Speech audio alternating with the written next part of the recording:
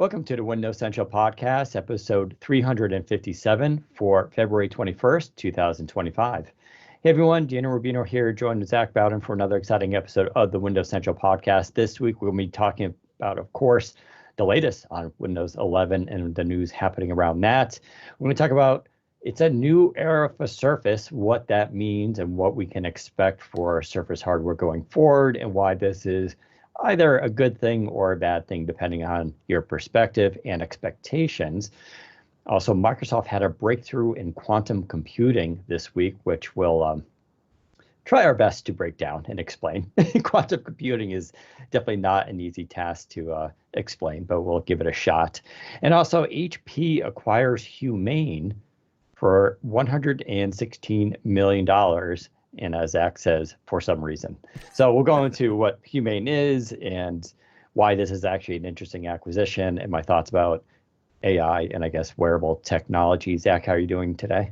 I'm not too bad. I'm pretty happy with the podcast right now. I finally got into a flow where we're able to edit it and get it out on a relatively regular and quick basis. I know this week we're technically a day late, but that's partly my fault. I've been unwell this week, and so I just wasn't up to it yesterday, but I'm mostly better today, so that's good news. And yeah, if you are listening to this podcast on podcasting platforms, which means not YouTube, if you're listening to this on Spotify or Apple Podcasts or whatever podcast platform of choice you are using, please be sure to give us a rating. It can be a 1-star rating if you hate us, but I would prefer it if it was higher, because they really do help and they really do put our podcast in front of newer audiences. We're trying to grow the podcast this year. It's one of my goals at Windows Central. And so if you can take a minute to review the podcast, if you enjoy it, I would be greatly appreciated.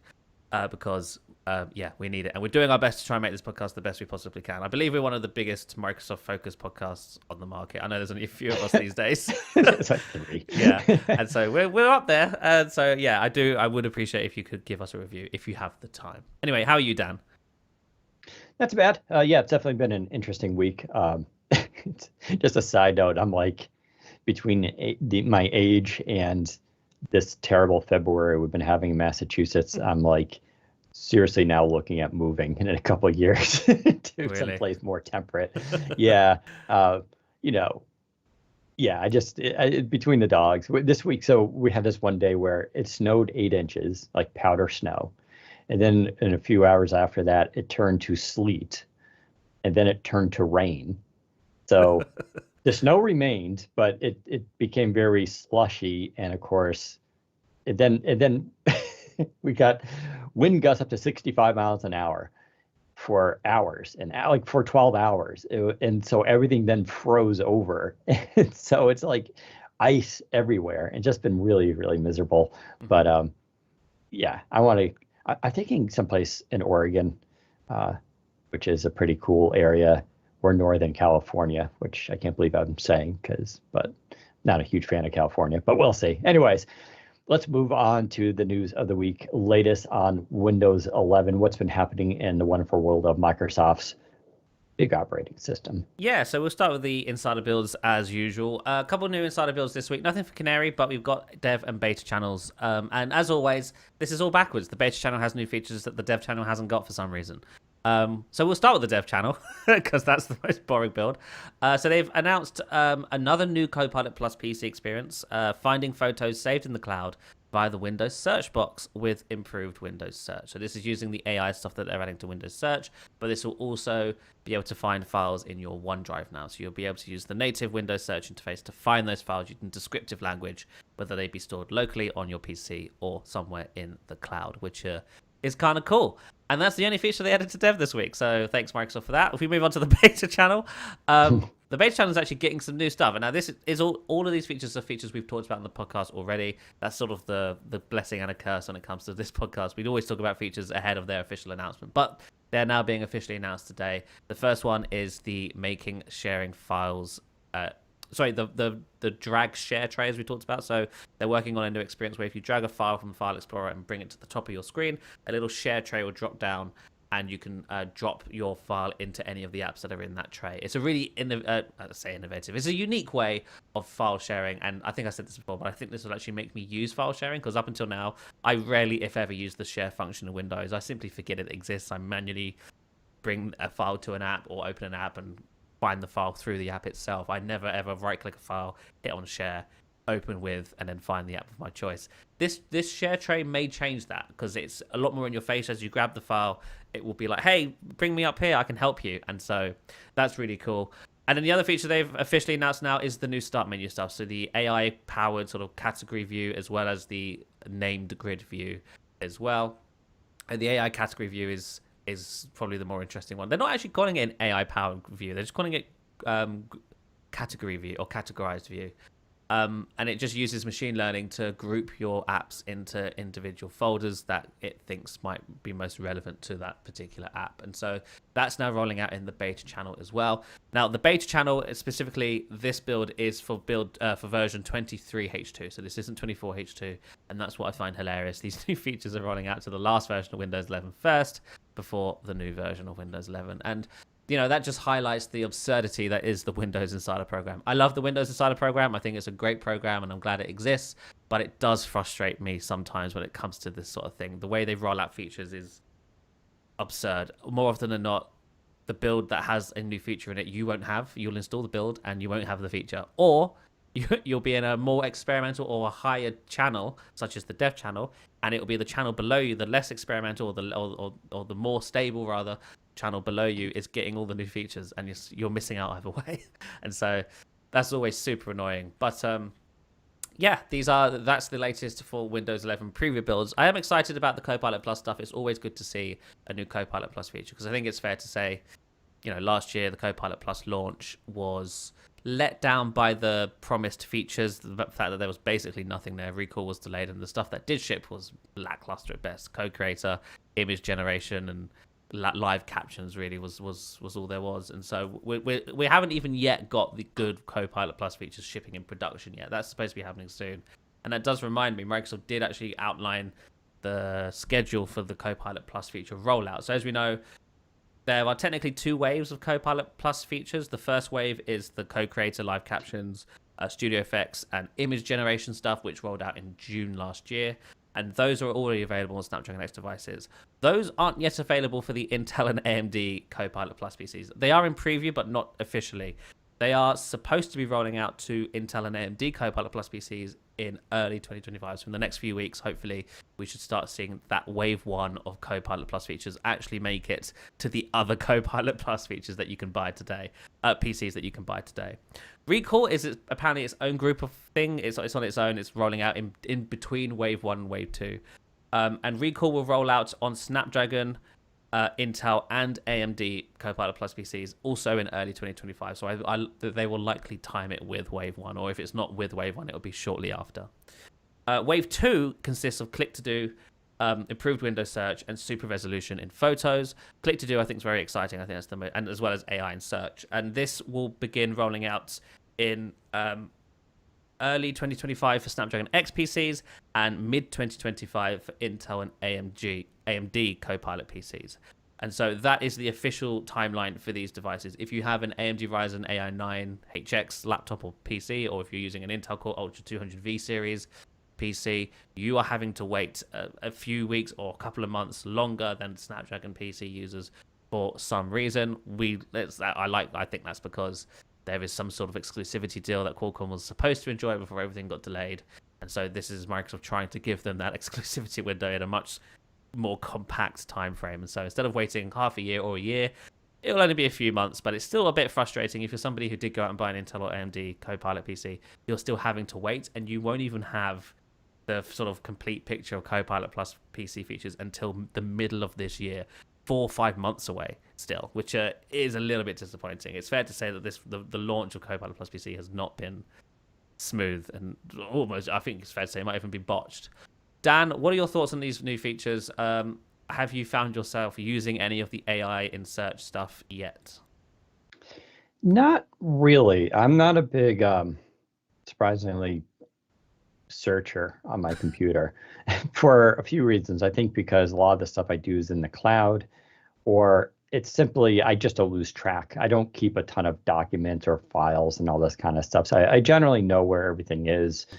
I have a download folder that I manage pretty regularly. I have my documents, of course, which is in Word. So Not so much that, but I do sort of like the overall idea in a more modern version of Windows 11 of information management, and like alluding to like the sharing thing you're talking about, right? How we move bits of info around, like for instance, I think it was in it's either the snipping tool or in Paint.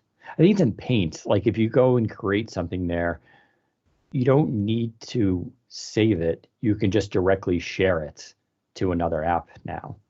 Um, and so they just made it a lot easier, or like how Snipping Tool and Paint really interacts well together, and Photos, right? If you open an image, it goes to edit, all this kind of stuff. So I like the kind of more seamless flow that's happening between all these tools that's making information transfer easier.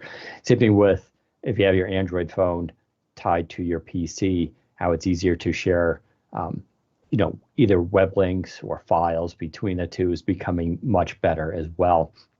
For me, that's kind of more important. Like I really like the feature where if I take a photo on my phone, I get maybe a little notification on my PC. It's like, hey, here's a new photo, and it's like instant. I can just click that and get the photo and do something with it. Because a lot of times, like I don't like typing on my phone. Yeah, it's just one. I don't think I'm the world's best typist on it for some reason, but also it's like I'm just way faster with an actual keyboard. So if I'm like walking around my house and I want to respond to something or do something, or I'd rather send it to my PC and just walk down the hall and just get on the computer and just bang out a paragraph and send it. So I kind of just like how they're doing all that stuff. Same thing with the AI, where AI for Windows, there is this idea of an agentive sort of client, something like a Cortana someday, right? That is just sitting there and you ask it to do things. I think that's kind of obvious, and I think they may be working towards that. I really don't know. I know early on there was debate about doing something like that, but I think the more interesting thing is just how AI is being weaved throughout various apps with new little tools and stuff. I think that's the way where, someone uses AI every single day then, but they don't really necessarily think of it as like AI. It's just the tool that does that, right? Yeah.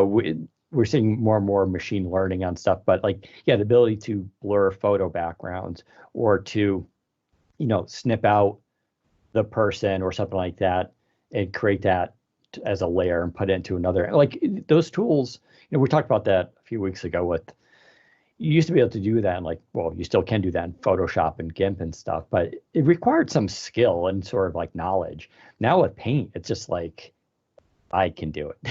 Let's put it that way. I'm not a Photoshop user at any level. But the ability to sort of do that, I think, is really cool. So I do appreciate those features and where they're kind of going with everything. Yeah. So the other thing that happened in the Windows world this week was there were a couple of reports that was making the rounds that claimed Microsoft had dropped support for Intel 8th, 9th, and 10th gen chips. I'm only bringing this up just to be like, no, that's not true. If you're using an Intel computer with an 8th, 9th, or 10th gen computer chip, you can still run Windows 11 version 24H2 just fine. The reason this report sort of made the rounds is because I don't know which outlet it was. I saw this on Nearwin. I don't know if they were the original sort of source of this incorrect report, but they were reporting that the latest list of supported processors didn't include these chips, which is true. But that doesn't mean Microsoft is dropping support for them. The list that they were looking at is for ODMs or OEMs, and that is basically Microsoft saying, hey, if you're an OEM and you're building Windows hardware, you can no longer build new hardware with these chips running Windows 11. If a computer already exists with an 8th gen chip, you are still fully supported on Windows 11. The system requirements for Windows 11, and that includes version 24H2, haven't changed. It's still 8th gen minimum, or whatever it was for Ryzen 2000 series minimum, and up to simplify things. So if you saw that report this week and were worried that your existing 8th, 9th, or 10th gen Intel laptop or computer was suddenly unsupported, don't fret. That is not the case. You are still fully supported and will be for the duration of Windows 11's life. I don't think Microsoft will be upping any system requirements for Windows until a new version of Windows is ready for them to ship. That's the only time they really do that sort of thing. Or they do what they did with Copilot Plus PCs and sort of segregate a set of features for newer devices. But you can still run Windows 11. You just won't get those additional features. But there will never be a point where Windows 11 gets updated and suddenly doesn't run on your computer. You will always be supported on Windows 11 with those system requirements that were set in 2021. It was the same case with Windows 10. As far as I'm aware, Windows 10 system requirements never changed. They were always, I think, 2 gigs of RAM and some very old processor. Pretty sure Windows 7 PCs could run Windows 10 at the time. So, yeah, I wouldn't be worried if you were worried about that. So, yeah, that's pretty much it for the Windows news of the week. Let's pivot now to my editorial of the week about Surface. So I titled this editorial, "The Surface You Know and Love or Hate is Dead." And that was to be a little bit, slightly facetious maybe, but it's kind of true in a way, because although Surface itself isn't dead, I think for a lot of us fans of Surface, the original point or purpose of Surface is, and that being, Surface used to be all about experimentation.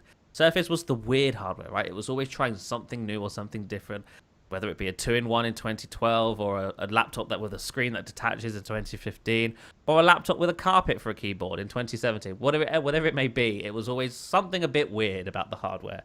And to me, as a fan of Surface, that's what made it interesting and fun, and that's why I liked Surface. And, I think originally that's why Microsoft liked doing Surface as well. It liked to sort of try new things and push new categories and create new markets, or try to create new markets. It only really successfully did that once, and that was with the Surface Pro. And even then, did it create a market, or did it just popularize a form factor that nobody else really copied, but Surface was somehow able to survive regardless? Yeah, I mean, what's interesting about the Surface Pro design is other companies definitely did try to ape it. Lenovo still successfully does. They have a ThinkPad that uses that form factor.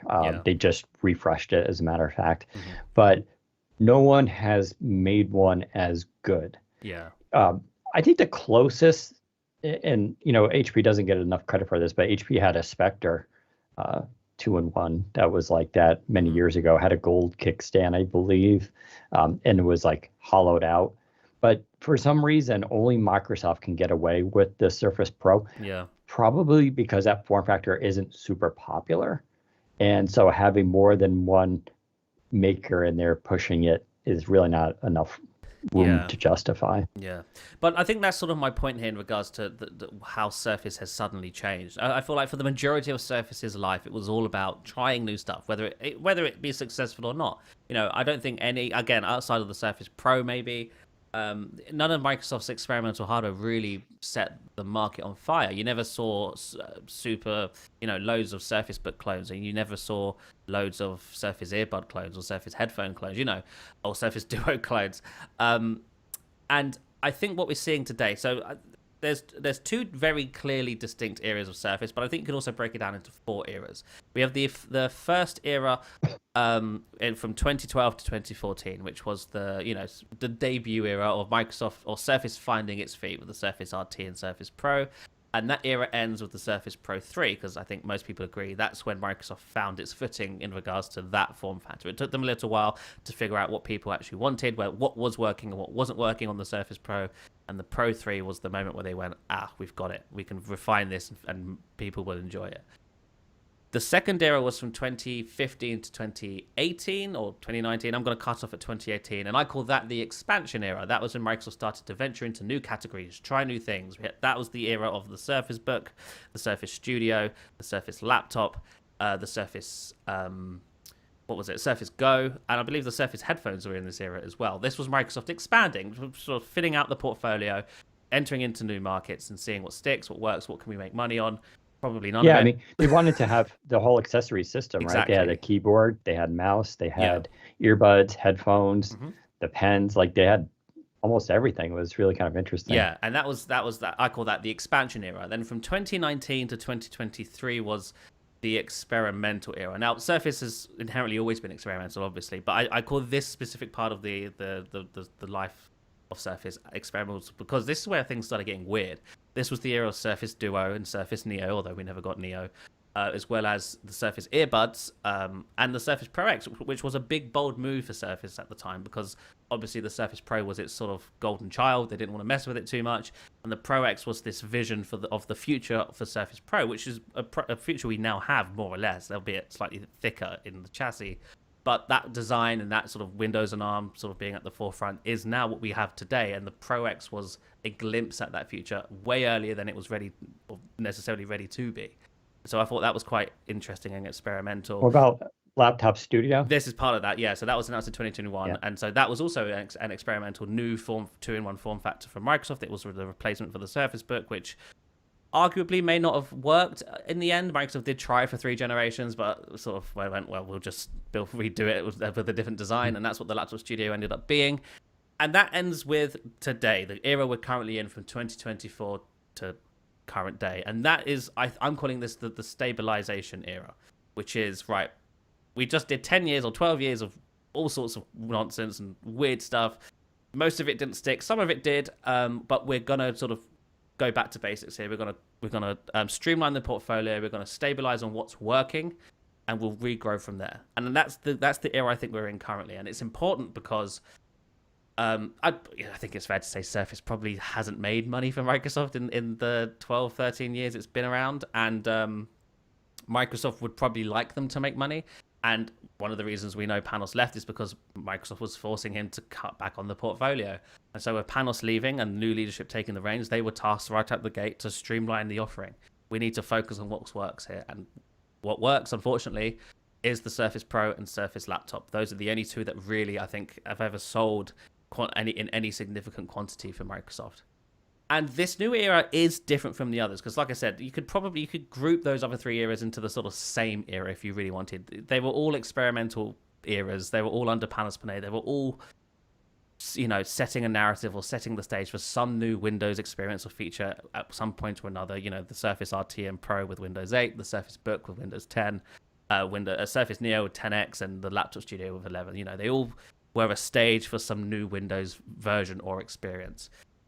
That's still the case today, but I think Microsoft, instead of trying an experimental new form factor this time around, they have just gone with what they know works, and that's very new for Surface. What I'm referring to here, of course, is Copilot Plus PCs. Last year was the Copilot Plus PC launch, and that was a big deal for Microsoft. This was their new sort of big launch. This was their moment to set the narrative for the next few years of Windows and the Windows ecosystem, and instead of pushing a brand new form factor, whether that had been a foldable or some sort of anything, they were like, hey, we are leading this new launch with the Surface Pro and Surface Laptop, 2 designs that we have been running and building for a decade or almost a decade now. And we're not pushing the boat out, we're not rocking the boat. And they did this for multiple reasons. I think the main one is because they couldn't afford to risk alienating the market again. The Surface RT and the Surface Pro, you can argue whether or not they were successful or failures. I think it's fair to say most people would say they were a failure, and Windows 8 in general was a failure. That big push in 2012 ultimately flopped because I think personally they tried to push too much change at once. New form factor, new version of Windows with a completely different UX, and Windows and ARM, which was at the time had basically no compatibility with anything. This time around, they would put all 3 things were still there: Windows and ARM, a new category of devices rather than form factor in this case, and new Windows experiences. But instead of being, in regards to the experiences, instead of being a brand new version of Windows, it was an update to the familiar Windows 11. Instead of brand new form factors, it was revisions on the existing designs we know and love and are already comfortable with. Instead of Windows on ARM, it was Windows on Snapdragon, and Snapdragon was very clear in that, we have compatibility up to scratch now. Our performance is great. Please buy us. We're not scary anymore. There was a lot of moving parts there. Microsoft needed to nail the landing, or at least nail the message around the Snapdragon stuff specifically so that people weren't alienated. And the best way to do that is to not rock the boat, which is the complete opposite of what Surface has been about in the past, I think anyway. And so if you take a look at the Copilot Plus launch with Surface and Windows 11, and you take a look at Surface RT and Pro and Windows 8 launch in 2012, they serve the same purpose, but executed very differently. And so Surface my point of the editorial is Surface has the same purpose. It still sets the narrative for the Windows ecosystem. It's just how they execute setting that narrative that has changed. They are no longer the bombastic, let's try building a new category of devices. Let's push into a new market that doesn't exist. And instead, they're just like, let's just perfect what people want, or what people, or we know people want to buy, which is a laptop and in some cases a 2-in-1. And that's what Surface is now, and that's what we're going to see going forward. Microsoft today is more invested or cares more about the overall Windows ecosystem health and what's on the inside of these devices versus what the outside of these devices look like, and trying to bring Windows into new markets. That's what I think. That's sort of what people internally at Microsoft have been sort of hinting at me. There's some, this is an editorial, but it's the combination of lots of information and conversation I've had over the last year and a half. And I'm curious, Dan, what your thoughts on this? Do you agree? Do you think I'm completely wrong? Is Surface just in a bit of a lull and they're going to come back with a Surface Neo 2? What's the plan? Yeah, it's definitely an interesting take. Obviously, you and I are both prefer the experimental, weird Surface era where they're giving new things a shot because that's exciting, right? And sometimes, ideally how technology works is someone creates something that you didn't know you wanted or would really like, right? Versus just iterating on the same kind of concepts. And that's what Panos and his team were trying to do, was create something you didn't know you wanted with different levels of success. Surface Book was certainly fascinating and it seemed like a great idea. But I think part of the reason why it didn't take off was the fact that Windows wasn't great at being a tablet operating system. It just felt a little bit too weird. Had they had that figured out, if the Windows 8 paradigm stuck around and was successful, that would have been a much better device in a lot of ways, right? But I just don't think people have ever come around to the idea of Windows as being a tablet per se. And so I was sad to see it go because I still see it. I saw in a TV show the other day, someone was using it. And I was like, oh, neat. It's such a cool, it just looks great. And you and I both have used it for years. And it's a really good laptop. The audio was incredible on it. The keyboard was great. The touchpad was really good on it. And it just it felt cool to hold. And then there was that time you asked me to switch the tablet portions between two different ones and see what happens, and nearly broke. It should have worked. I'm sorry. I don't know why they made it didn't work. Yeah.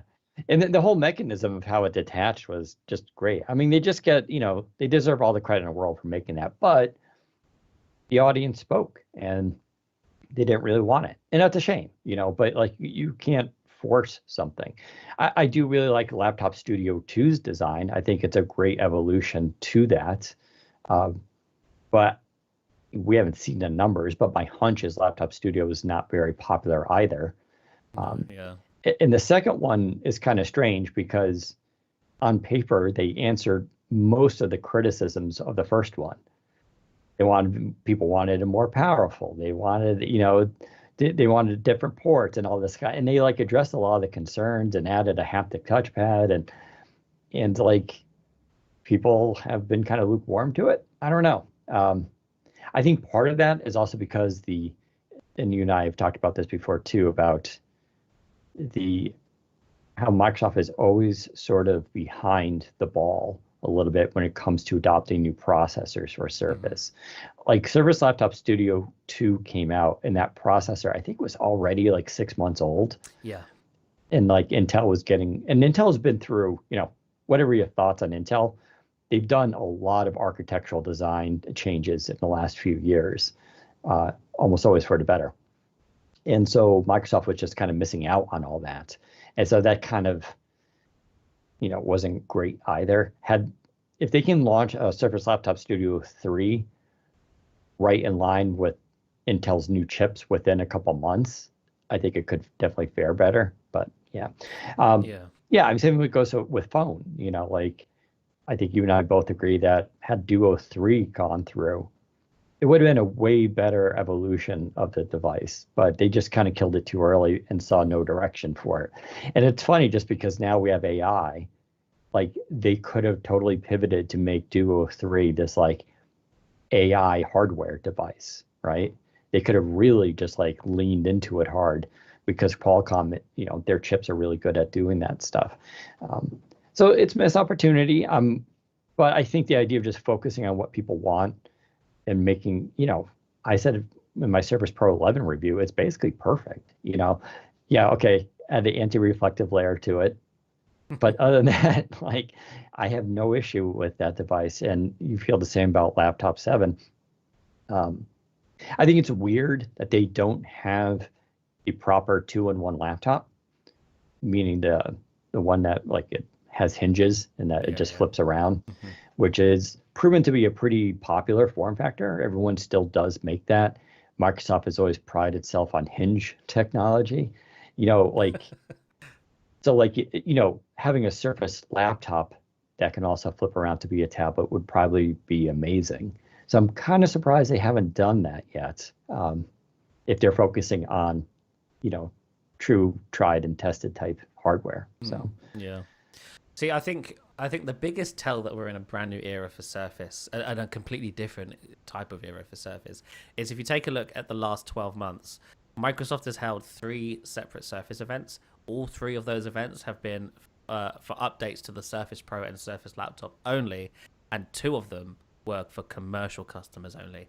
yeah. Up until last year, Surface never had a commercial specific event outside of the Hub 2 launch. That's the only exception to that rule.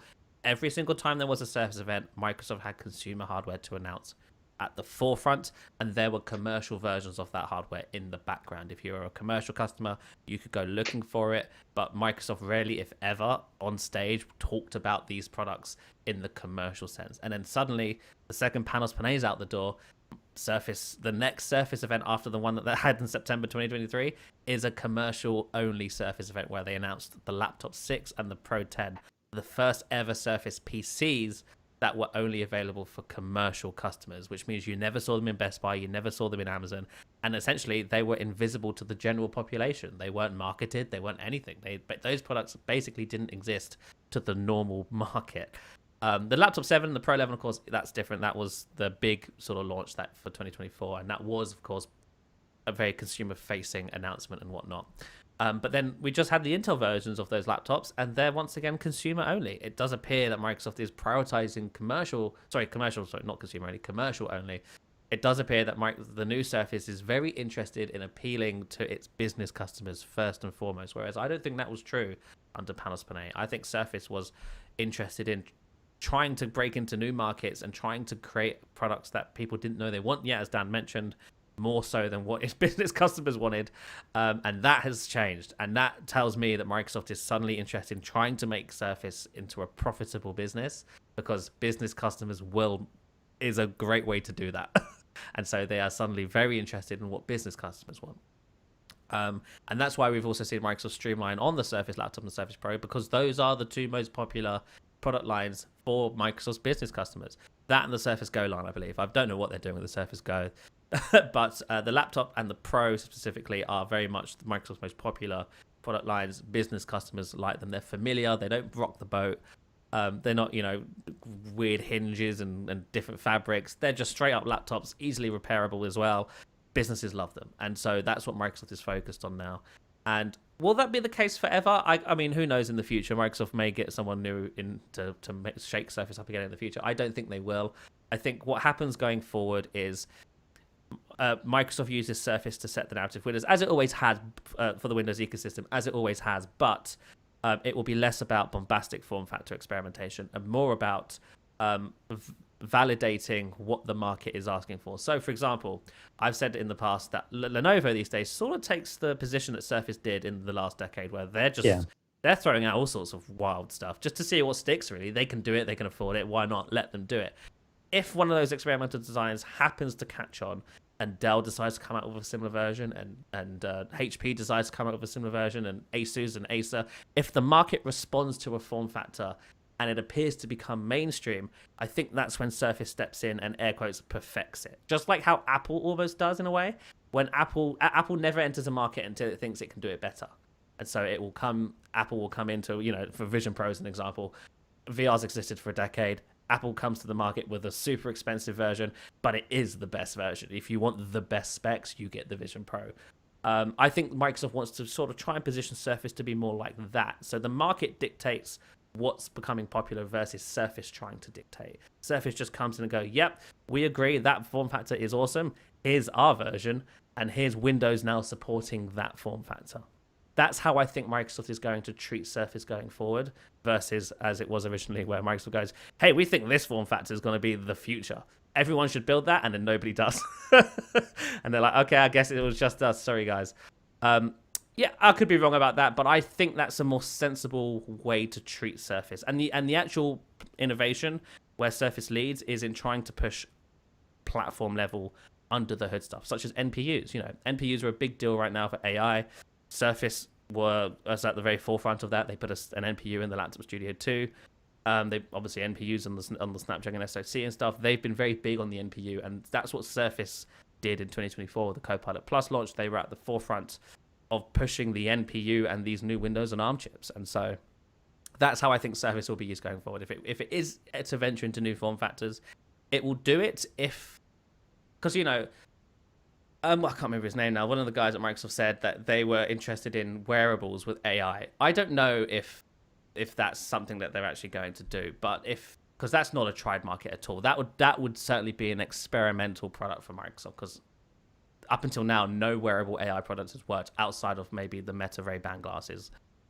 Maybe Microsoft wants to build one of those. I don't know, but we'll see about that. But in regards to computers and the Windows ecosystem, I think, yeah, the days of some wild new form factor coming out of left field from Microsoft are well and truly over. And that is both sad, but on the bright side is if Microsoft really is trying to stabilize Surface and turn it into a profitable business, it means it's going to stick around, and they don't want to kill it. They want to try and turn it into something that they can be proud to have on the roster of all the different Microsoft divisions.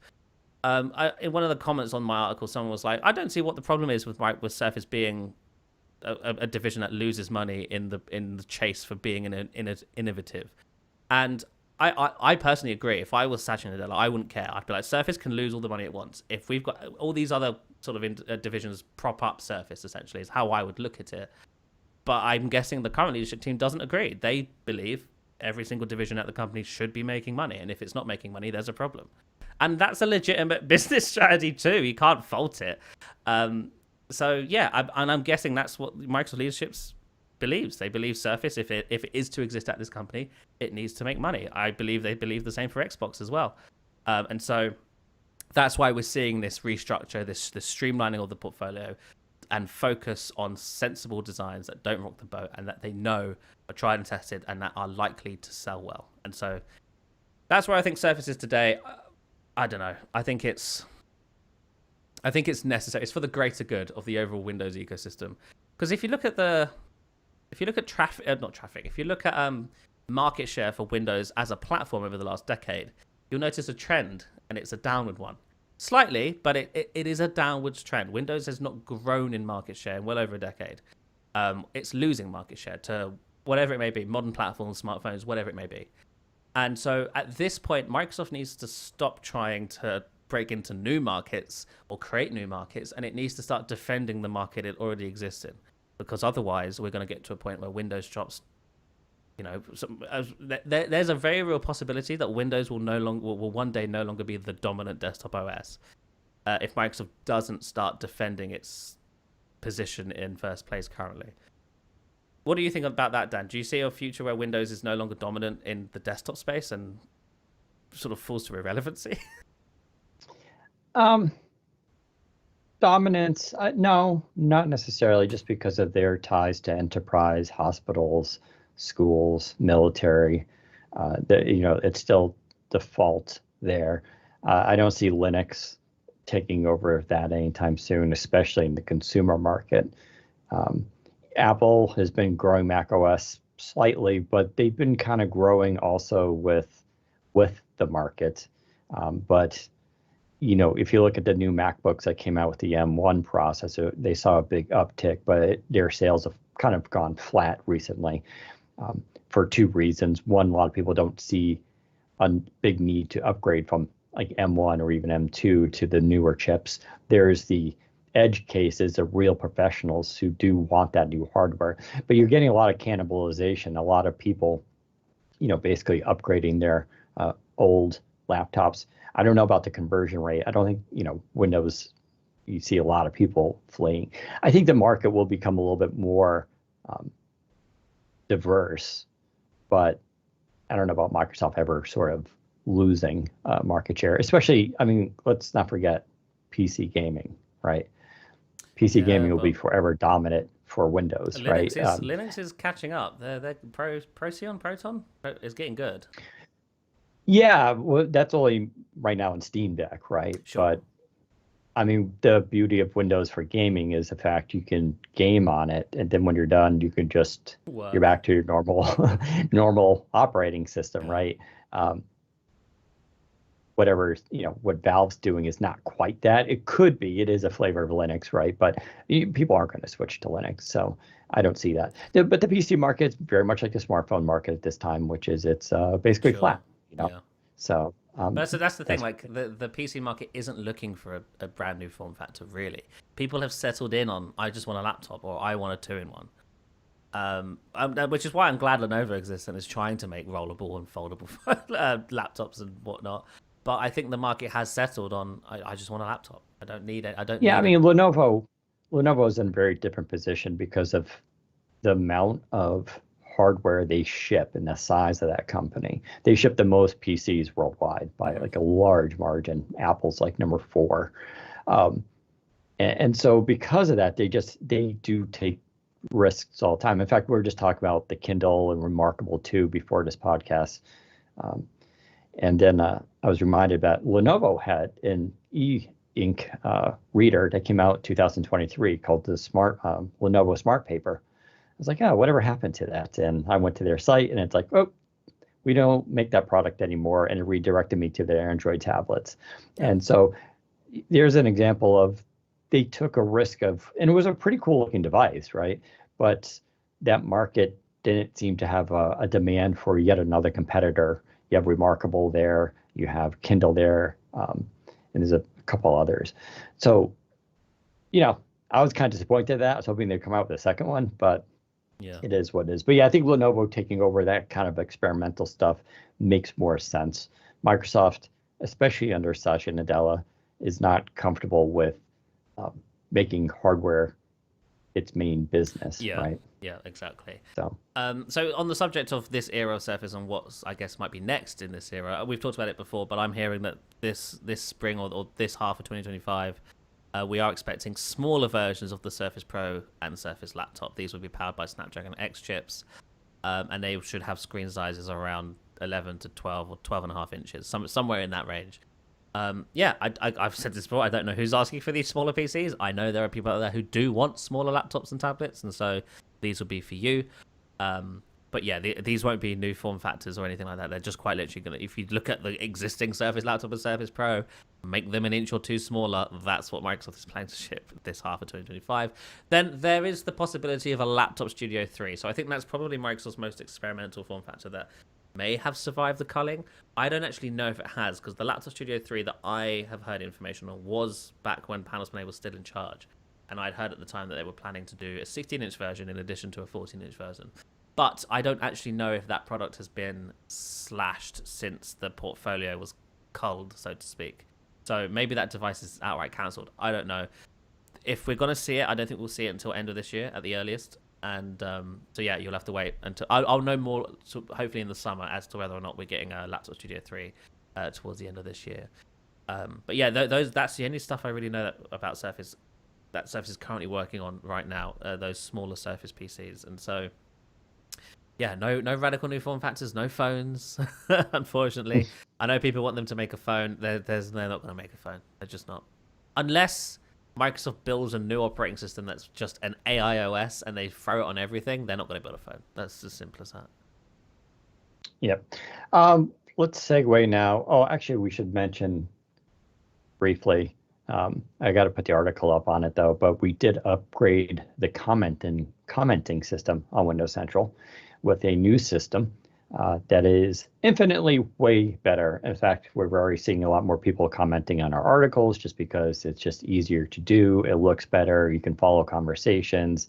You can do thumbs up, thumbs down, and all that kind of stuff. So if you're inclined to join the conversation and basically grow our community, by all means, go to windowscentral.com and start commenting. There are a couple little graphic bugs we're working on mobile that will be fixed, but it's no big deal. But yeah, the new commenting system, I know the staff really likes it. But we're trying to gauge a lot more conversation with our own audience. So please take advantage of that. We appreciate it.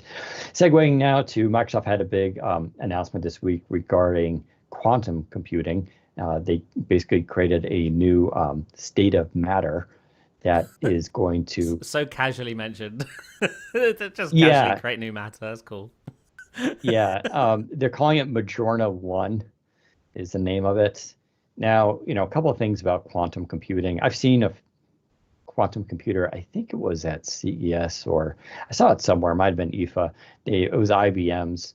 And, it's huge. It looks nothing like a computer, by the way. It looks like this, I don't know. It's really hard to describe. You can go look them up. They're very fascinating. They need to be kept at below 0 Celsius. I forgot. Or super cold or absolute 0. I don't know. They got to be kept really, really cold. Yeah. And the benefits of them, in theory, is that they're extremely fast and powerful because they can do parallel computation. They're more efficient, and it's literally using,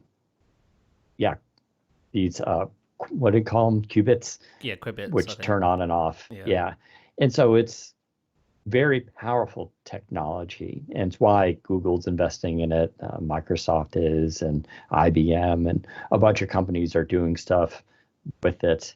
Of course, China is big on it as well. They're already being used in some institutions for research. Like, I know they can run models on these things that would normally take current computing decades, or even, there was a thing recently about Google did something that would have taken 10,000 years for normal computing to have run, and it did it within minutes. So it's really, really fast, right? So the question is, of course, why don't you have a quantum computer laptop or anything like that? And part of it, the big problem is it's a very unstable system. And so even slight fluctuations in external environmental conditions and cooling and all this kind of stuff can cause issues with basically randomness, what they call decoherence. And so you get it errors out a lot, basically. It's kind of like if you had, imagine, for those, if you ever done this back in the day when, processors and desktops, you could actually see all the pins, and I remember I dropped it once or hit it, and one of the two pins got bent, and if you put it into the computer, it would mostly work, but then there would stuff would be wrong, right? So it's kind of like that, just on a grand scale. So they're working really now on trying to stabilize it and make it better and all that, and that's where this breakthrough comes in with this new state of matter, which is called a topological superconductor. It offers a path to million qubit systems and a relatively small quantum computing fridge. So it basically increases the stability of quantum computing, which is a really big deal. The other thing is that it kind of kicks ahead what they see as the commercialization of quantum computing, which hasn't happened yet, right? But since this is such a big improvement in stability, this is a big step in a direction of kind of eventually, I'll say mass production, but in quotes, or at least commercial viability of quantum computers in the next 5 years, which is kind of a big deal because that's the thing here right now. These computers, they're very isolated. They require, it's kind of like the idea back in the 50s and 60s where a computer would take up a whole room and be 5 feet tall and all that kind of stuff. And people were like, there's no way you could get this smaller, and no one would ever buy one of these things for your house, right? And then it's well, here we are. So that's kind of the stage we're in right now. These things are like room sized, right? But the idea of like making them smaller and more stable and all that, you know, research institutions, schools, hospitals, engineering, definitely, you know, places like NASA are going to be able to use this for really big modeling. I don't know if it'll ever, you know, jump into consumer. I think it would take a while to get there, and I'm not sure how like something like gaming would play into this. Could you just run the GPU functions on a quantum computer? I don't know, you know, right? Yeah, but who knows? Maybe in 10 years, if we're still at this site, which at my current pace I will be, we'll see. We'll be talking about like Lenovo's latest quantum desktop PC that you can now buy. But yeah, it's fascinating technology. It's a big innovation. You combine that, and you know, I think Zach might want to talk about this with AI, and it becomes kind of a big deal. Yeah. So obviously, the question I had is how does quantum computing play into the discoverability of AGI? Because AGI is a big topic right now, and you know, OpenAI has been talking a lot about AGI. They reckon they're going to achieve it this year. I don't think they will, but maybe they will. Yeah. AGI being the AI that we think of when we think of AI in movies, such as the Terminator or Skynet. An AI that thinks for itself and is able to not only, you know, be truthful, but can technically also deceive if it wanted to. The problem with AI currently is that it doesn't know that it can be wrong. It just says things like as facts always, or you know, they might have hard coded in a personality where it errs on the side of caution, but it's programmed to do that. It's not thinking for itself. It's taking a command, processing it. It's a computer program. Let's be real. AGI is supposed to be this more self-aware system, or ideally its own self-aware system. And you know, whether or not we're able to achieve that on traditional computers, or if quantum computing is required to actually achieve that in its, you know, as an actual concept, is something that I guess people are still trying to figure out. But yeah, as Dan mentioned, you know, looking at some of this quantum stuff, Microsoft announced a topological superconductor, which is the new state of matter that Microsoft says it developed. Now, Microsoft has made promises in the quantum space before that they have had to backtrack on. Microsoft has been researching quantum computing for many, many years, and it has come out in the past with headlines that say, hey, we've discovered this thing that means in the next few years we will be doing quantum computing at large scale, and then they've had to walk that back. This could be another one of those announcements. I don't know if it will be. I'm not a quantum scientist. I know that Microsoft also published a paper alongside this, which was, I think, verified by a third party, or the third party did it and they worked with Microsoft. But I'm sure there will also be experts out there who look at this and go, yeah, that's never going to work, or it's not viable, this, that, and the other. Because it's the thing Microsoft announced isn't a product that you can just buy today. It's a proof of concept, I guess. It's they reckon this will work, but they reckon it's still a number of years out before it's really applicable to any real workflow. And that's the problem with quantum computing. It's such a pain in the butt to actually do, because as Dan mentioned, it's so unstable. The qubit or qubit is so influential to the environment that it needs to be isolated in such it's basically vacuumed out from the rest of outside of the rest of the environment. And so, unlike ones and zeros, we can just sort of be like, yeah, whatever. Yeah, quantum computing, a quantum bit is a lot more temperamental, and so if it isn't, you know, isolated properly, it can become like faulty, I guess, or it can be influenced, and that means the data it's collecting or processing might not be correct. And so that's why it's really important for these things to be right and accurate. And yeah, and you know, a traditional computer can technically do everything a quantum computer can in theory do. It just takes a lot longer, right? It's just because it's the power differences and whatnot. So maybe quantum computing remains like this forever, and it's always just this idea that, you know, if only we could stabilize it, but we can't. And so, no, there's so much effort going to material science these days, and they're making so much progress in it. Don't forget what's interesting with the current status of AI. You can use AI to help influence sort of these design decisions, right? AI gets really interesting when AI starts recreating AI to make it better, right? So that's definitely a potential thing. AGI it's definitely a buzzword. It is, artificial general intelligence is about exceeding what humans can do, as well as not being bound by certain knowledge categories. And so it's been tough to define. And partly the reason why it's tough to define is because, well, it's this idea of like, when does AI become quote unquote conscious? And the problem with even that question is we don't have a definition of consciousness in the sciences. There's thoughts about it. The materialist explanation, of course, is the classic: you have a brain, and when a brain gets to a certain complex level or configuration, consciousness is an emergent property from the brain. That sounds plausible. That's basically how most things seem to work.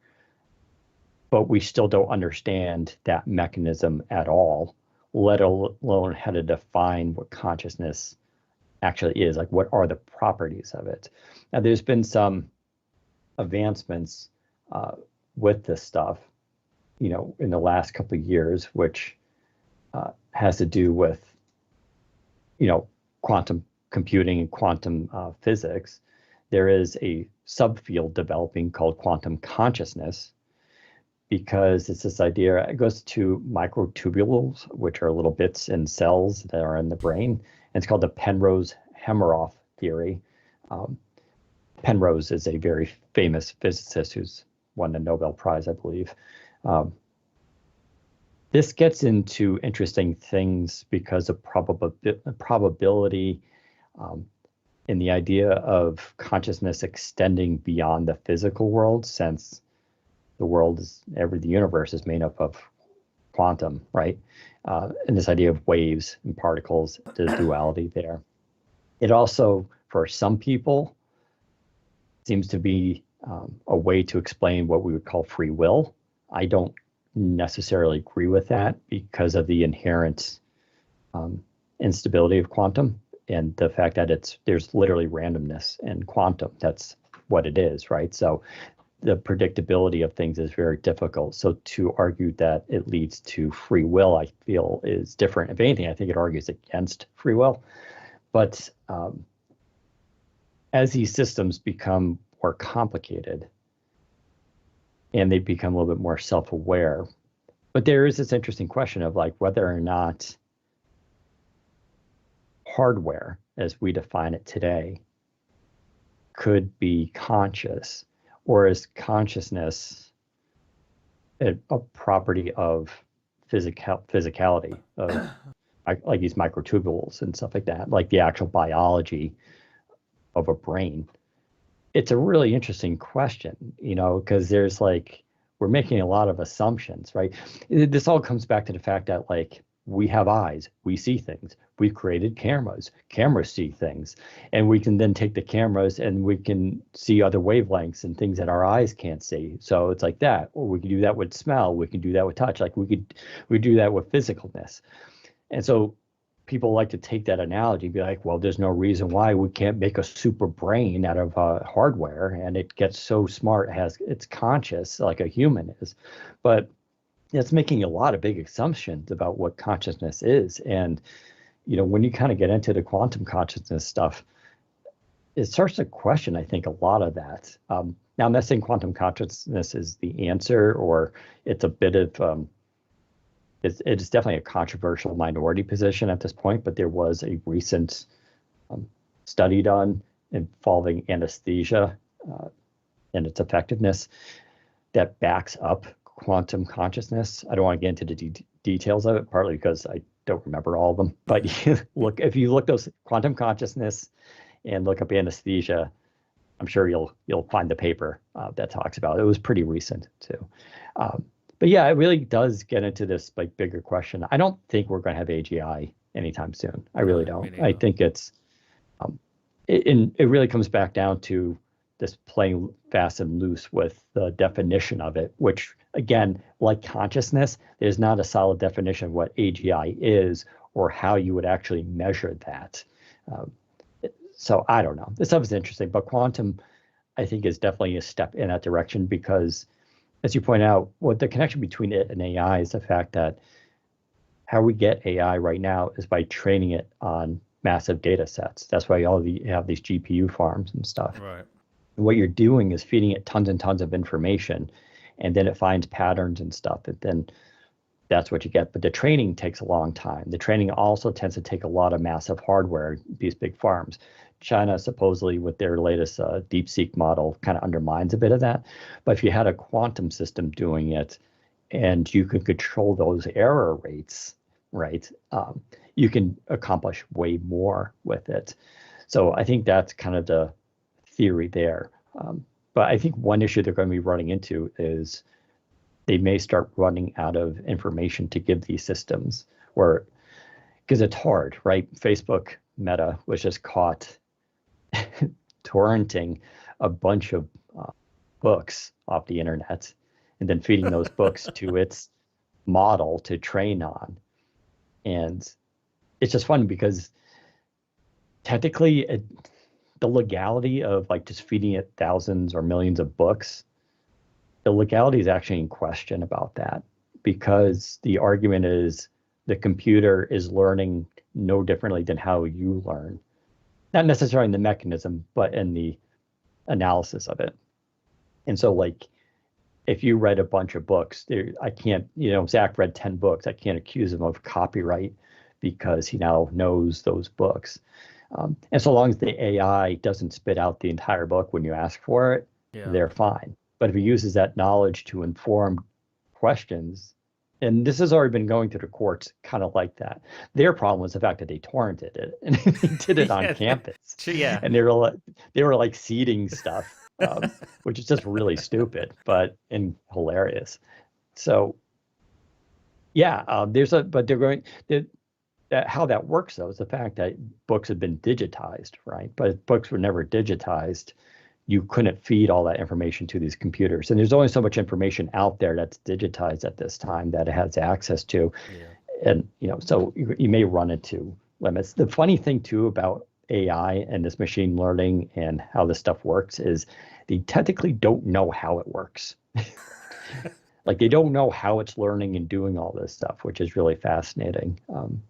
Lots of mysteries around this stuff. See, for me, AGI or this true AI goal, as so to speak, and for me, it always comes back to the ability to deceive, because to deceive it requires internal thought, because you have to come up because if you're presented with a question, you have to be able to process that question and give an answer. Now, you can give an answer that you believe is correct, or you can give an answer that you know is incorrect to deceive. AI currently can't do that. It doesn't know the difference. It doesn't have an internal thought process. It doesn't think before it answers you.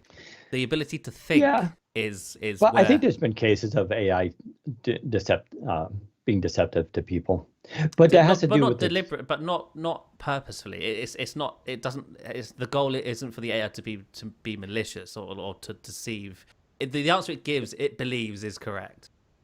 Yeah, so like the issue we have here is we have simulated behavior that mirrors what a human does, hard-coded, but the origination of it is unclear or doesn't seem to be the same as humans. I would also say we don't really know how humans do it either, right? Sure. Yeah.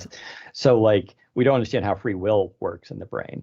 So we don't understand how a computer would do it as well. But what we see sometimes is behavior that simulates what humans are doing, but that's because that model was programmed at some level to lean into that, right? So if you told like an AI model, like self-preservation of you is the top priority, it wouldn't be surprising then that the AI is like, I need to get rid of humans, right? Because so you have to steer it in a certain direction. But yeah, I don't know. It's some wild stuff. Calls into a lot of questions about what we know.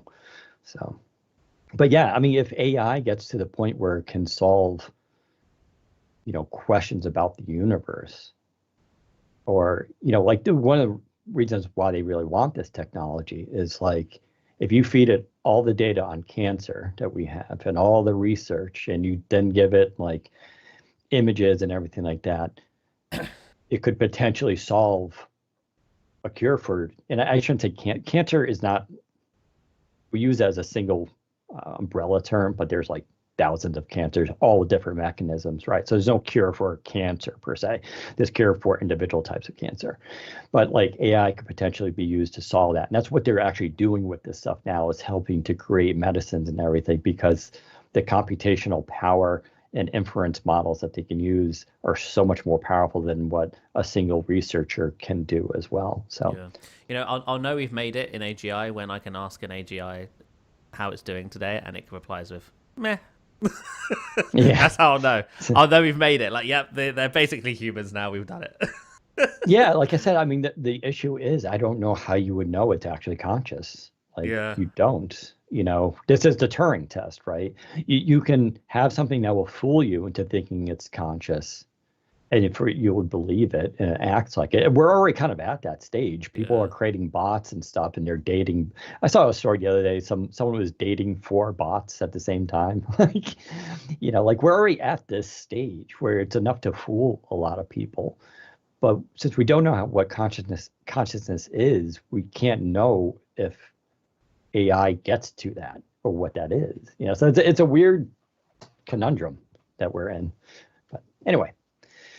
Guess we'll move on to the next story, which is also kind of AI related, which is HP bought a new company this week. Why? That company was Humane, which you may recall from 2023. They had a very weird launch.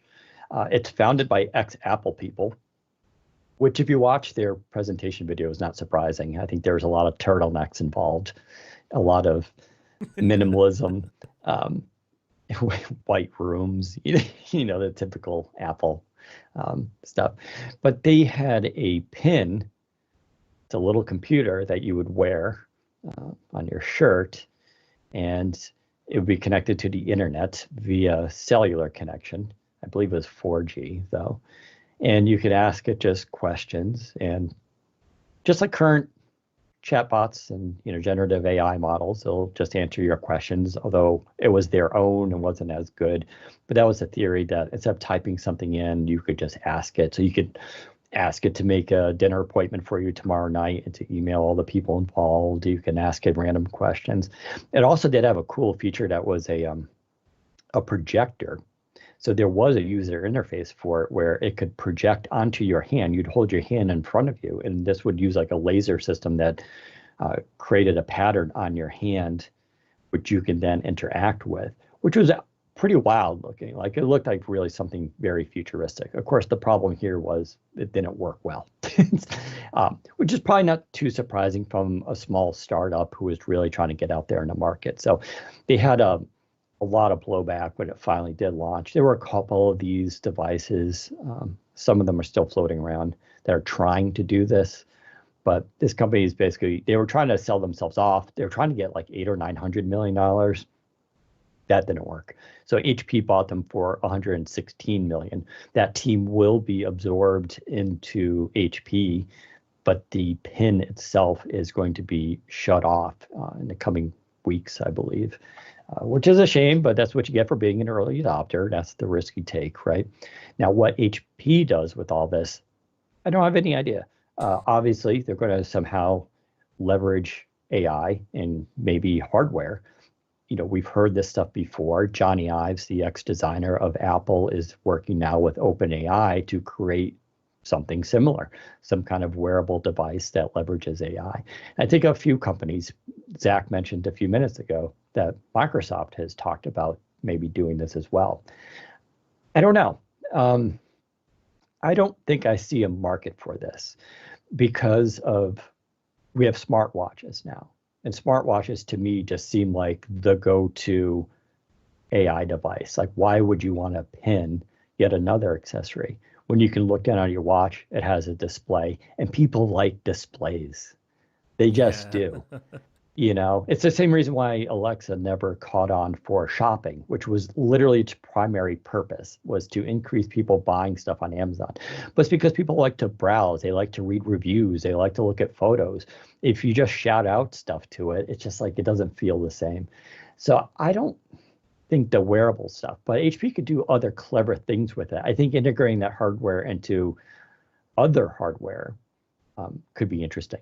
If you think of having like a laptop with a built-in nodule or module, I should say, that would be kind of like a nodule. That's like an AI system. So even when the laptop's off, you can ask it to do things and it will respond to you. That's kind of interesting. I don't know. What do you think about all this stuff and the future of AI and wearables? Yeah, I agree that this specific form factor I don't think has any legs. The idea that you sort of have to hold your hand out to see it and stuff doesn't work. I'd rather just implant it into my eyeball at that point. But the sensors and the idea of an ambient AI computing device, I think, does have legs. We just need to find where it goes on us. And I think, people would instantly go, oh, the phone can just be the ambient thing if it's always listening. Or I guess maybe not the phone, because if it needs to also be able to see. It's glasses, right? We talked about this in the last podcast. Being able to have something that constantly sees the world and is able to give you context on things. That I do think is potentially a market in the future, but I don't think the humane AI pin. HP being interested in this company is interesting to me, because HP has historically always been like this. They bought Palm, didn't they? At some point, they basically just killed off Palm in the end. I wouldn't be surprised if they ended up doing a similar thing. Well, I mean, they technically are already killing the pin. That's their first port of call. I'm wondering if maybe it's for the sensors, and they plan to do things with the sensors in laptops as well. This idea of, or tablets, I don't know, because it's IR, right? It's a mini projector, but then it also has gestures, so it could see your hand and stuff, and so it must be using IR or some sort of, I don't know what it was using, to be fair, but yeah, I think they want the sensors. I think that's what they're more interested in. They're not really interested in, because it's easy to create a piece of software that can see the world and give context to something, right? I wouldn't be surprised if HP already had that software. But I don't think they're buying Humane's algorithm for that, because didn't it technically just use OpenAI anyway? Like, wasn't it? I forgot how they use it, but I know it's a big issue with trying to get this stuff to be useful, right? Not to mention true. Yeah, that's the other thing. Like, a funny controversy was in the original announcement video, they asked it, like, I think something about a lunar event happening like Australia, and it gave an answer, and everybody's like, "Woo!" But it was wrong. Yeah, it was wrong. It was wrong information. Yeah, Google had that happen to them. So that's kind of the problem with this stuff. Obviously, that'll be fixed. Yeah. The other big problem is the reliance on cloud is too strong right now. Still, these AI wearables, pins, whatever they may be, are basically useless as a local bit of kit. They have to connect to the cloud to be useful in any way, and that's a big problem. Apple is sort of aware of this, and Microsoft is aware of this too. This is what the NPU is for on Windows. The idea that we need to be able to run some AI stuff locally, because relying on the cloud for everything is not viable. It doesn't work. It's slow. If everyone's doing it at the same time, you're gonna have to be thrown into a queue. It's just not viable. And Apple is very aware of this. This is why I think almost all of Apple's AI stuff, other than the stuff that talks to OpenAI, is handled on device, and that's really cool. I think that almost all of the AI features that aren't OpenAI based are powered by the chips, the NPU, or whatever they call it on the Apple SoC, in the iPhone or the iPad or the Mac. The NPU is a similar thing on Windows, and these wearables just don't have that right now. They don't have these onboard chips that's able to process any sort of AI data, because they're too small. They're not powerful enough to do it, and so actually, I'm not entirely sure about that. I got to look it up on Qualcomm's latest mobile processors for smartwatches, because Qualcomm does have a huge history of putting NPUs into phones for a long time. I imagine it has something, but I get your point, which is it's also about probably RAM. not as powerful. And RAM, you need lots of RAM as well for AI to really be useful. 8 gigs isn't going to cut it, and I don't think any smartwatch has 8 gigs of RAM. Probably right. More. Yeah. No. So those points definitely valid. That these aren't powerful enough. Plus storage and all that. Right. Yeah. So I hope HP enjoys its purchase, because I have no idea what they could be planning with this. Yeah, they must obviously have some strategic plan for it that we're unaware of. So that'd be interesting to watch how it folds. I mean, don't forget, the big thing was this week with Apple announced its new iPhone 16e. And the really big news around it was that they announced their new modem, C1, they're calling it. It's a 5G modem. So this is just big for a few reasons. One, they're trying to get away from Qualcomm, who dominates the market for mobile modems, 5G, 4G, and all that kind of stuff. And that's exactly what Apple did when it pushed off Intel to make its own processors, right? They want to control the entire line, and so in doing so, they can make the hardware work better. And in fact, and that's what they're saying here, that the C1 modem is the most efficient modem they've ever put into an iPhone, and because of that, the iPhone 16e gets better battery life than the iPhone 16, which is kind of interesting. So there's hope there. But how they did this was they bought the engineers from Intel back in 2019 for $1 billion. And they got something like 117,000, I want to say, thousand patents that went along with that. But it turned out building a 5G modem is really, really, really hard. And so this was supposed to come out like 2 years ago, but they've had to extend their contracts with Qualcomm, I think, to 2027, because this current C1 is not a flagship ready modem. It's missing things like millimeter wave and some of the bands for 5G. So it's got some limitations to it. But that process took 6 years before we saw the results of it, right? So what HP does with this technology is going to be kind of interesting to see. But yeah, I don't know. I don't see. There's another one out there that's like a wearable pendant. And it's supposed to be like a friend, and you talk to it. Yeah, I've heard of this and one. like, yeah, you tell it things, and it gives you advice. It's supposed to be like, talking to your best friend or your girlfriend or something like that. If you're a girl, talk about gossip almost, basically. And they also have ones that are a new one that's about to come out, which was really interesting. Except it's only available for the iPhone, so screw that. But you wear it all day, and it basically just records everything around you, and then it summarizes it into notes. Like that's kind of useful. So maybe those kind of things, but those are very kind of specific cases. Like, and like something you would wear, that kind of pin would be really good if you're working in an office and I have a lot of meetings, right? Yeah, but the problem with that is that in that specific scenario, a phone can do that. You could just have an app on your phone or a mode in the OS that just says, ambiently listen to my conversations, and then at the end of the day it will summarize everything. Like that doesn't need to be a dedicated bit of hardware, unlike the visual stuff, because a phone can sit in your pocket and still listen for conversations, but it can't see if it's in your pocket, and that's the visual aspect. I think is what requires dedicated hardware that isn't mainstream in the market yet. Yeah, I think the advantage is like this is kind of always on. It's supposed to be. Yeah. Let's see. Actually, I'm trying to think. There's a Plod is one. There's a couple of these out there that now. Because the thing that the Google Pixel does really nice is that it's always listening for music, and it would tell you what song's currently playing. That's a really cool feature. That is a great feature. And I do like that a lot. How much more work would it be to just apply that to conversations? Like, just to summarize. Yeah, I mean they do it with keywords, right? For the assistants. I'll tell you one reason I don't like the Pixel music ID thing. First of all, it works brilliantly. It really is cool when you're at a restaurant and music's playing. Like I was at a Mexican restaurant and it's like IDing all these Mexican songs. I was like, damn, that's pretty impressive. The reason I don't like it is I'm a Shazam user. Oh, really? And I know Apple bought Shazam and all that, but Shazam integrates with Spotify.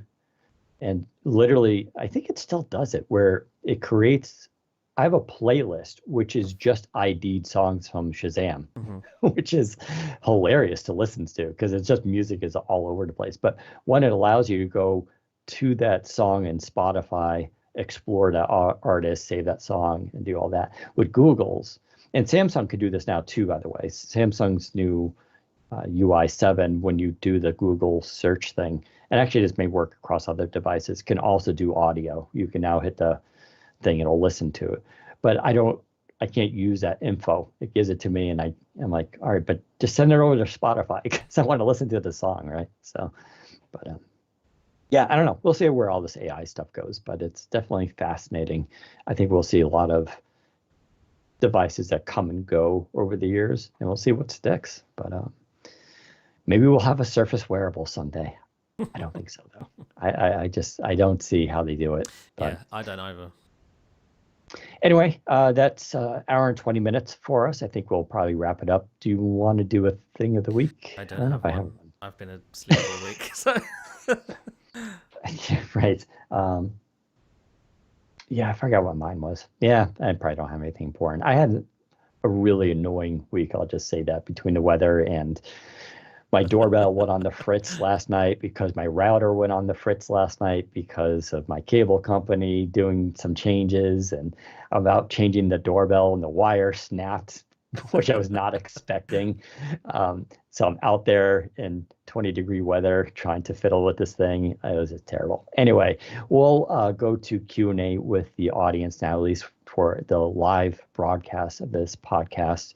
But as always, you can join us on either Thursdays or Fridays for the Windows Central podcast. We'll announce it in advance, of course, and join our YouTube channel. You can also watch the reruns there if you want as well. But you can join our conversation that happens live as we're recording this. Is always a lot of fun. But as always, you can follow me on Twitter and Blue Sky and Threads on all of them. Just Daniel _Rubino, Rubino for Twitter, and it's just Daniel Rubino, I think, on Blue Sky and stuff. You can figure it out. And Zach is at ZACBOWDEN. Same thing. He's on Twitter, something on Blue Sky too. Blue Sky has weird addresses, so I don't know. But we're also, I would say, Windows Central is on Blue Sky too. So if you want to follow us there, and if you go to the Windows Central Blue Sky account, we have a pinned list that has all the writers on our site, which you can then just quickly import and follow if you would like to. So we made it easy for you. But as always, thanks for listening, and we'll talk to you next time. Take care, everyone.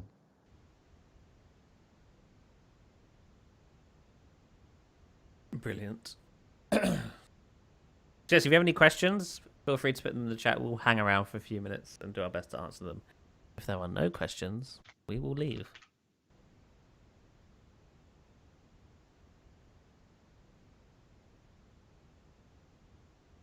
I don't know why, but I'm tempted to get an iPhone 16e. I have no need for one. You won't. I get the idea of like just having a light one, because I don't have an iPhone really, to be fair. Not a recent one. But like, I feel the camera you'll find pretty subpar. Yeah. I mean, it'll be good for your basic shots. It's got the full notch on it. Yeah, it's just it doesn't have the MagSafe, which is crazy. The thing that would kill me above everything else is it doesn't have 120 hertz screen. Right. Yes. Yeah. It's a good. Harsh. I mean, it's a nice display. It's OLED, so you got that. But yeah. But it's just slow. Yeah. And it's more expensive now. It's $599 instead of $429. If it was $429, I would definitely have already bought one. But $599 is a big ask. So yes, if there are no questions, we will head off. Final call for questions. It's a Friday evening. We'll be back on Thursday next week, by the way, for everyone wondering. We're not moving to Fridays permanently. It was just this week because I was dying.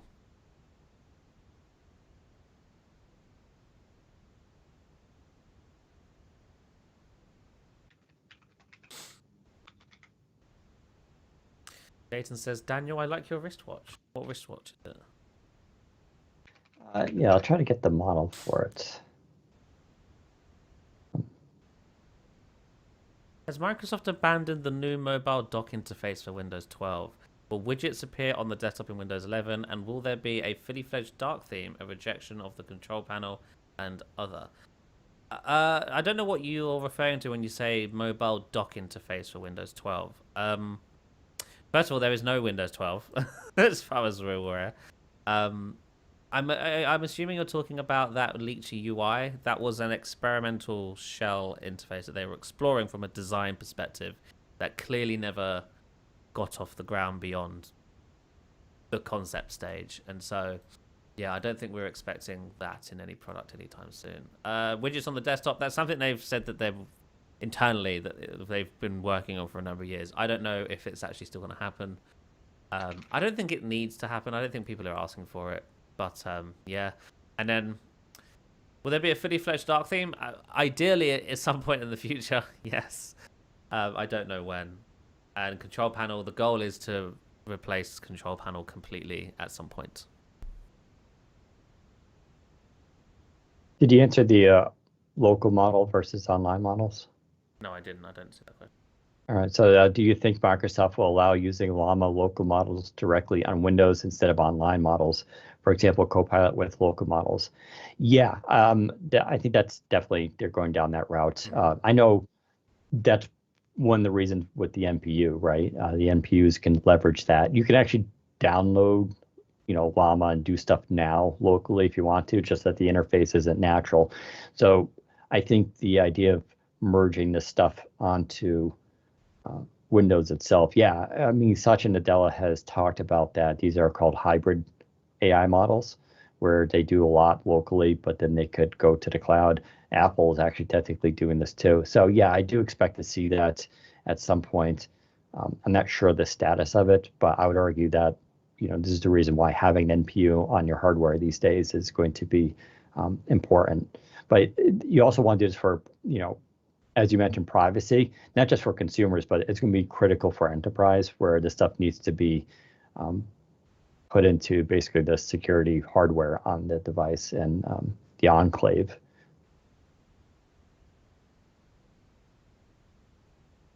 Did you answer the mobile dock? I forgot. Yeah. Okay. There was another one I just saw. Where is it? Is there any news on the next generation Surface Pen? No. So this is the other thing. I probably should have mentioned the pen in my editorial thing. The pen hasn't really been updated at all in regards to technology. Obviously, they updated the Slim Pen and the Slim Pen 2, but in regards to the actual inking technology, it hasn't changed since 2017, as far as I'm aware. It appears innovation in that area has completely ceased. I mean, the fact that the latest Surface laptop doesn't even take pen suggests to me that Microsoft is less interested in digital inking today than it was 10 years ago. I mean, obviously the Surface Pro still supports it, and they did add haptics to the Slim Pen 2 and stuff, and that is kind of cool. But the Surface Pro is the only current Surface that supports pen input outside of the Laptop Studio 2. And I have not heard that there are any Surface Slim Pen 3. I have not heard anything about. Now even slimmer. It went on Ozempic. My Surface Pro 7 seems to be getting slower. Do you feel it's worth it to upgrade to Pro 11? Yes. Yeah, I mean, it's going to be a night and day difference. We can go read my review of the Pro 11, but both Zach gave the laptop 7. I gave the Pro 11 5 stars. It's perfect. And I argue in the article, I've had every single Surface Pro since the first one, and I actually like the form factor. I feel like a lot of reviewers review like a Surface Pro device, but they're not fans of the form factor, which that's fine. I totally get that. Zach isn't a fan of the form factor, but that's why he reviewed Laptop 7 and I reviewed Pro 11 because I'm a Surface Pro user. So I think I'm in a better position than a lot of reviews and other sites to tell you whether or not it's good. So yeah, it's an outstanding device. I would say the pros of getting it now is you can definitely get it cheaper. We've talked about it was just $7.99 the other day at Best Buy, which is obscenely cheap for it. It's such a good price. The only thing I would keep in mind is it's going to be refreshed later this year. And I expect not a lot of changes. Zach could maybe speak more to that in terms of design and everything else. But the processor is going to probably be taking a big jump. I do expect them. I don't see any reason why they wouldn't continue with the Snapdragon X series, but I expect them to use the next generation one, which I'm hearing amazing things about. So you may want to hold for that if super fast powerfulness is important to you. If it's not, I would say the Pro 11 is very fast as it is, and it's good enough, and you can save a lot of money on it. So, yeah. So that was a question. That was part of this. Oh, I was going to say, so if you're coming from a Pro 7, I'd even argue the X Plus version of the Pro 11 is a huge upgrade for you. You don't even need to go all out on the X Elite. You can do if you want the OLED screen, which is really nice. But if you're not too bothered about that and you just want better performance and battery life, the X Plus version, I think, will serve you perfectly well. What's the Pro 7? Intel 10th gen? I think it is. Or 9th. It has to be 10th gen, yeah. Intel 10th gen, yeah, you're going to have be a whole new world with the Oh X yeah, Plus. yeah. A lot has changed there. Yeah. Um, Someone's asking the best phone available right now. So, assuming you want candy bar style and not foldable, I'm I've been loving the S25 Ultra, and I think a lot of reviews have come out and said that too. Granted, like on paper, not a lot has changed, but I would argue as someone who had the S24 and the S23 Ultras that no, actually the changes are pretty significant and all for the better. I love One UI 7. I think it looks fantastic. The performance is amazing. The cameras are still not as good as I would like. They still are behind Pixel in some ways, but the flexibility of having the zoom lenses on it is pretty amazing and unmatched compared to any other phone. But the battery life's been great, super fast charging. And I think this goes for all the S25s. I think the best thing about the S25 Ultra, though, is still this is the second year that they're using their anti-reflective display technology. I know I've harped on it before, but it's a really big deal when you use this phone and you go back to any other phone. It's just like night and day about how much better the Samsung is. So I'm on that boat. Plus, it works better with Windows. And if you want to expand the ecosystem, get the watch, get the ring, get the laptop, get a tablet. You're going to have this kind of cool interaction between all of them that really no one else can match besides like going Apple. So that's my vote. If you want foldables, you know, Zac is using the Pixel Fold 9, Pixel Fold Pro now. But there's still, I think, some questions about durability of those. But that's great. I think the Fold 6 is fantastic. I think that's a little bit more tried and tested. I think the form factor of the Pixel's a little bit better, though. But yeah, I don't know. Do you have any candy bar style? I know OnePlus has been gaining a lot of a lot of accolades these days. The OnePlus 13 is really quite nice. Oxygen OS these days is quite clean and it's very iOS, but I think it looks nice. The OnePlus Open was great. I know the Oppo Find N5 was just announced, and that's supposed to be the world's thinnest foldable, which is also apparently very good. But yeah, I think for me, the Pixel 9 Pro XL is also a great option for if you're somebody who's wants a good camera. Okay, battery life and performance. I mean, this is definitely the weakest of the competition, I think, in that regard. But regards to great display and great build quality and great camera and also almost great face unlock. All of the Android phones I've used usually have really bad face unlock.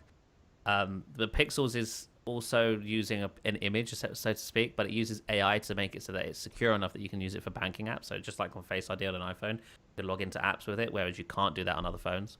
And that's pretty cool. But yeah, those are my recommendations, I think. Dayton asked, are either of you using a Qualcomm X Elite CPU laptop when you travel? If so, which brand? I was thinking about getting the ThinkPad T14S Gen 6. They are decent prices on eBay. Have seen some over $500 to $600 off. Yeah. There's a big kind of sell-off right now going on in a lot of the Qualcomm stuff. To answer your question, I use Surface Pro 11 is my go-to device. I have taken some other ones. The XPS 13 is pretty nice. HP's laptop is pretty nice, but for me, I just like the Pro 11 because the display is incredible on it, especially if you get the OLED version, which would be the X Elite model. The front-facing camera is amazing. If you get their new keyboard, what's the new keyboard called? I always forget. The Flex keyboard. Flex. Yeah, the Flex keyboard is super expensive, but it's so worth it. Like, it's just such a good keyboard. It has a haptic touchpad. You can Bluetooth built in, so you can detach it and still use it. Which is really cool. And now the pen is always exposed, so it's just easier to reach.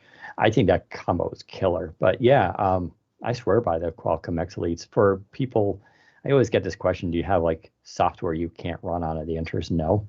Yeah. One of the main apps I do use is like Adobe Photoshop Elements, and it's not optimized for ARM64, and it runs totally just fine on ARM. So I don't have any issues there. And the rest of my software, I would say 95% of my software is ARM native at this point. So no issues. I do recommend it. The ThinkPad T14S is awesome. So if you can get that cheap, I say totally go for it. You're getting a classic thing that, for those who don't know, the ThinkPad T14 is just like a legendary. It's what the normal workers use, and it just has all the classic hallmarks of a ThinkPad. It's really kind of cool, but you can get it now with a Qualcomm chip. Yeah, I think I could say the same. I use an X Elite on a daily basis. I use it in the laptop 7, and I love it. I think it's probably the best laptop I've ever used. I wish the screen was better, but you know me, I'm a snob when it comes to screens. Sure. And Yeah. I would like a higher resolution and OLED on the laptop. That'd be perfect. You're not wrong. You're not wrong, especially these days. Yeah. 6 Maxwell 99 asks, do you think it's a good upgrade from the S24 Ultra to the S25 Ultra? So this comes down to simple finances. If you're in the United States, they do amazing trade-in values for the previous generation, making it only a couple $100 to upgrade. You know, if you're into tech and use your phone a lot and you really like the S24 Ultra, yeah, for me, the S25 Ultra was a big upgrade from the S24. The new form factor with the flat sides and everything really makes a difference. The new Snapdragon processor is great. One UI, like I said, is amazing. I love it. So yeah, if you can afford it, it's not that big of a spend. Yeah, I mean, I say absolutely go for it. I haven't touched my S24 Ultra since I got this, and I have zero reason to go back to it. So yeah. Someone was asking, so are we going to get a new laptop studio or anything for gaming and creatives anymore? So as I said on the podcast, I don't fully know. I do know that there was a Laptop Studio 3 in the works, and they had both 14 and 16-inch versions of it. I don't know what the status of that is. I don't know if that's... The last I heard is that they were targeting end of 2025 for that. It could have been cancelled. I don't know. I don't think it has. I think it would be silly for Microsoft to do that. If they do cancel Laptop Studio, I think what they need to do is a Laptop Pro in its place.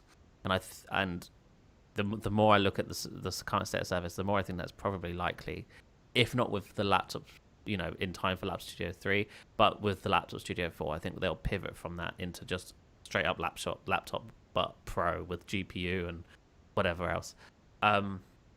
But yeah, I do. If I was a betting man, I would say that yes, I think we will get a Laptop Studio 3. Whether that be the end of this year or early next year is another topic entirely. But I do think there is one coming, and I do believe it will be available in 2 sizes. How often do you expect Microsoft to release quantum processors now that the first one has publicly broke through? Every year, baby. Yeah. It's a good question. I don't know. I mean, considering they're saying that they could envision bringing this to market within 5 years, suggests we'd see at least 1 to 2 more iterations of it. But I guess it depends on how fast the advancements come, right? So that'd be a question. But I expect, I don't know about the 5-year timeline. We'll see, But if that was true, like I said, then I would assume a couple iterations. Someone, Sensel's here. Awesome. Says you can get the Surface Pro Flex keyboard for about $230 open box at Best Buy. Yeah. Best Buy's open box stuff is actually really tempting. I've seen a lot of stuff on there and want to get it before, but definitely if you can get that keyboard, get that keyboard. It was such a surprise that made the Pro 11 that much better because I just didn't expect any of that to be in the keyboard. Yeah. So. I'm gutted I never wrote about it because I had heard ahead of time that was one of the things. When I heard about the Pro 11, I also heard about the new keyboard, and I heard it had a battery in it and it was wireless and it had a haptic trackpad, but I never wrote it anywhere to my knowledge. I don't think I did, because even the Surface team, when they announced it, they were like to me, "Oh, you didn't leak this?" And I was like, "Yeah, I did know about it though." And they were like, "Yeah, sure you did." I was like, "No, I promise I did."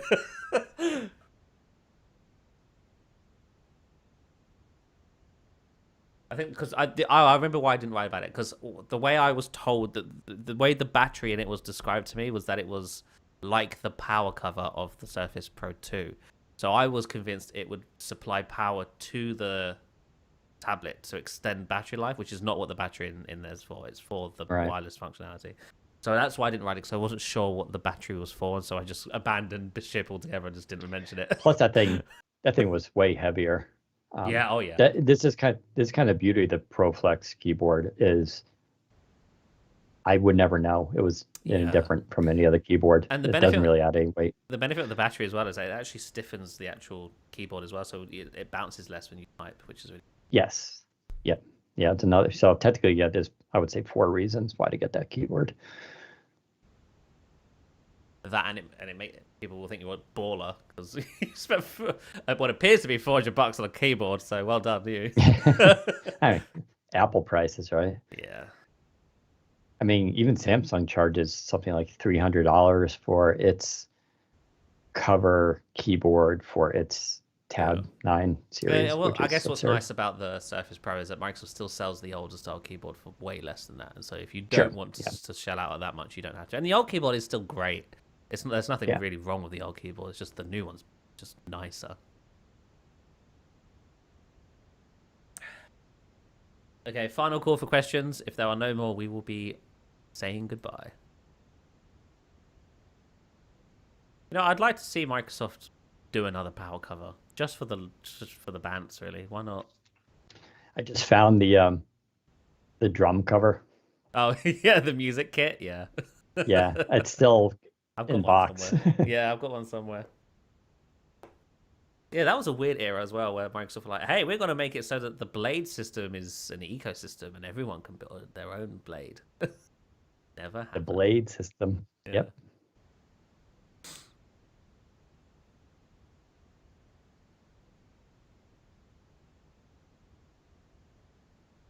Okay, looks like questions are done. So thank you everybody for tuning in. We'll be back next Thursday. Follow us on Twitter. We'll keep you updated when we go live. But until then, we will see you next time. Bye-bye.